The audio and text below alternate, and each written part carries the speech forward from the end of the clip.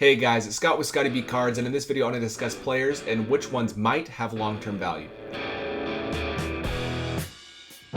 So how do we know which players will have long-term value? There's a lot of players like Francisco Lindor, Xander Bogaerts, Carlos Correa, and I can go on and on, who are like borderline on a Hall of Fame path type players. So I'm not saying they're Hall of Famers, and I think that 2 out of the 3 probably won't make it. Maybe all 3 will make it. Most likely the odds are against them of having a great 30s and them getting to the point where they're elected to the Hall of Fame. But outside of the Hall of Fame, what needs to happen to these players in order to maintain value? Can players that don't make the Hall of Fame have value? We've discussed this in other videos, but I want to look at these players who are on a borderline path and determine if they're too expensive or if the risk actually makes sense. And if it doesn't, what needs to happen in order for you to actually have value with basically anybody else who's not a Hall of Famer. And remind you, there have been about 23,000 Major League Baseball players, and about 1% of those make the Hall of Fame. It's like 230 or something. So really low number. So I want to just look at who has value, who doesn't, and why.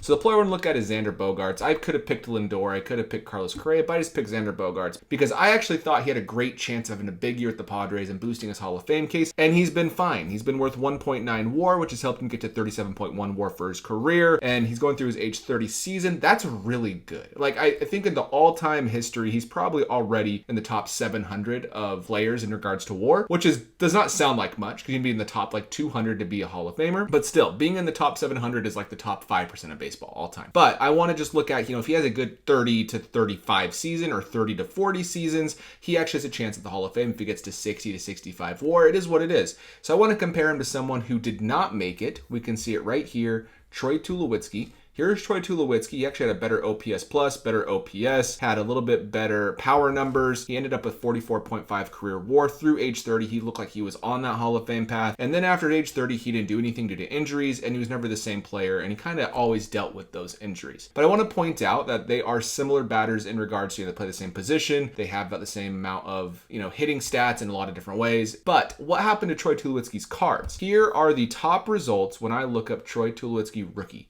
We can see that the most expensive card is $99.95, then $88. This is a 1-of-1 rookie autograph, all the way down to this card that was sold for less than $40. There's only 8 cards worth more than $50, and on top of that, none of them are worth more than $100. There are some Troy Tulowitzki cards that are more than $100 on eBay that have been sold. Those are like jumbo patches or 1-of-1s or really rare things that are like a super collector's chase. Either way, his rookie cards obviously are not in big demand. But what about Xander Bogaerts? We can see they're really similar players. If Xander has a better second half of his career, he could have much better career numbers than Tulowitzki, but Tulowitzki was great. What Xander Bogaerts' cards look like? He has 42 sales over $100 in the last 90 days. This is obviously because he's playing right now. I know that's how it is, and I'm not saying he's overvalued or anything along those lines, but we're speculating, and there's a really good chance that in 10, 20 years, these cards will all be worth less than $100, just like Troy Tulowitzki once he retires, out of sight, out of mind. And it makes you wonder, these players who don't make the Hall of Fame, if they players that are just the Hall of Very Good, are they worth collecting? Should we go after them? Are they players that we should collect?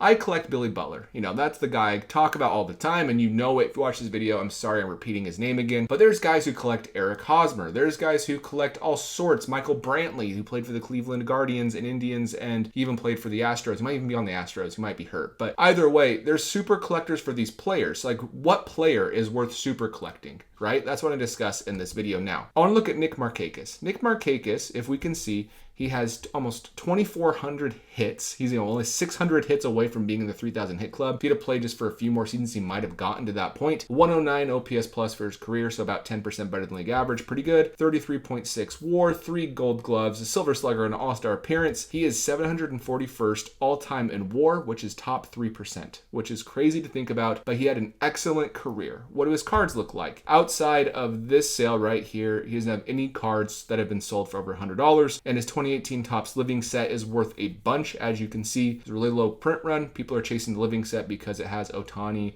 Acuna, Soto, and so forth in that set. They want to complete it, so they have to buy this card, which makes it more expensive. But Nick Markakis doesn't really have a market. Is that how all PC players are going to be? Let's look at it a little bit further. I actually asked my followers about their spending habits on Instagram. I had a ton of responses, but I asked them, what is the most you have ever spent on an investment card? And I kind of explained what I meant. I meant any card I expect to purchase to try to gain value on. We can see 63% have paid more than $500 for a card they believe believe will be worth more in the future. Then I asked them, how much have you ever spent on a pure PC card? Just a card that you're buying for your personal collection. You know it's not going to really ever have a ton of value. Mine is Billy Butler. I explained that. 70% have never spent more than $500 on a PC card. So we are seeing people are speculating and spending big bucks, but once a player we know won't have value in the long run in regards to like the Hall of Fame or really having any major value. Let's say Charlie Blackmon is an example. Rocky's great. I love Charlie Blackmon. He has like 20 career WAR. He's never going to make the Hall of Fame. You know, their cards drop a ton. And I want to just point this out because people like Xander Bogaerts are going to burn a lot of people because we speculate on them, but they might end up in the Hall of Very Good. I'm not saying he will or won't, but players like that, a lot of them won't make it. That's just the way baseball has worked forever, and that's how it's going to continue to work because it's a very difficult sport. So what do these players that do not make the Hall of Fame, that are going to have to be personal collection cards, need to do to have a strong market? I identified a bunch. There might be more I'm missing, and overall, there are cases where these players still have value. We can look at players who played for one team their entire career. David Wright, he has a ton of value still for Mets fans. If you actually look at his Bowman chromatograph, they're worth a ton because they're short printed, hard to find, and they go for quite a bit. These same entire career players, we can lump like Andrew McCutchen in there. I know he actually played for 3 or 4 different teams, but he started with Pittsburgh. He had an amazing career with Pittsburgh, won 1 MVP, could have won 2 MVPs with Pittsburgh, and now he's back with Pittsburgh and the Pirates. For that purpose, I think he's kind of in that category as well, being like a centerpiece type player. He'll be in the Hall of Fame for that team. That is the first player who could have value in the long run. Then we have players that have memorable moments with a particular team. This could be a really great playoff run or a really great dominant season. This could be someone like David Freese for the Cardinals who, hit the game-winning home run to go ahead in the playoffs, all that stuff. Then we have a strong peak. These are players that would have been Hall of Famers if it wasn't for injury or just poor performance later in their career. People like Don Mattingly and Dale Murphy. I think both will make it to the Hall of Fame eventually. Personally, that's just my own opinion. But these players have major value to the Yankees fans, to Braves fans, and so forth, just because they were so good with their respective teams. But for whatever reason or another, they just quite didn't make the Hall of Fame due to not having enough accumulative stats, according to the voters. Then we have the players who have a clear Hall of Fame path or Hall of Fame career, but have controversy. This is like the PED guys like Barry Bonds or the gambler Pete Rose and Joe Jackson. These type of players who have something attached to them. Even put Kurt Schilling in this category, who might not make the Hall of Fame because of his, crazy stuff that he said and done. But either way, these players have made the Hall of Fame, but they still will have value because of their performance, and those type of players that will always be there. We could even lump Robinson Cano in here. I wonder what his market's going to look like in the future. People will still want his cards, but they are much, much lower than you would actually anticipate. And I will say it's generally for just the cream of the crop, the Barry Bonds or the Alex Rodriguez type players who actually maintain value, even if they did cheat and do steroids. And then have something really special about them. Bo Jackson is the embodiment of this. You could say Shohei Ohtani, if he slows down or gets hurt, never plays another game, he'd be in this category where he'll probably have value forever because of what he did is so unique and impactful for baseball. And then be a part of a winning championship team or championship run. We see players that don't really deserve to have the value that they do, but they were special to a specific fan base. It could be a big fan base, and for that purpose, they could have major value.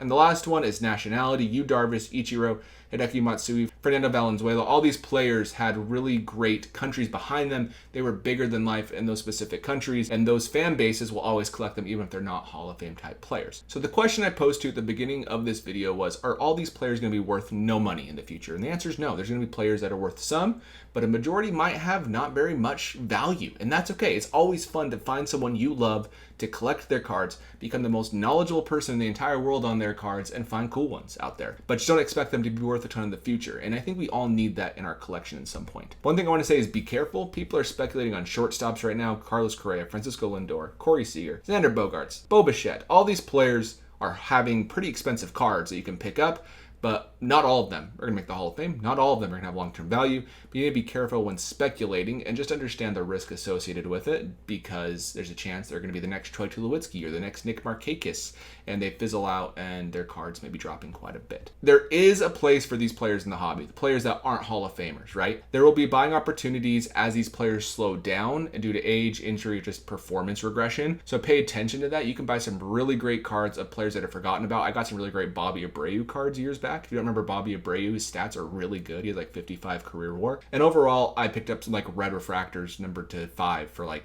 $10, right? And so you can do the exact same thing with players who are declining if you want to speculate on them having value in the future, or if you want them for their PC. They're really cool cards to own.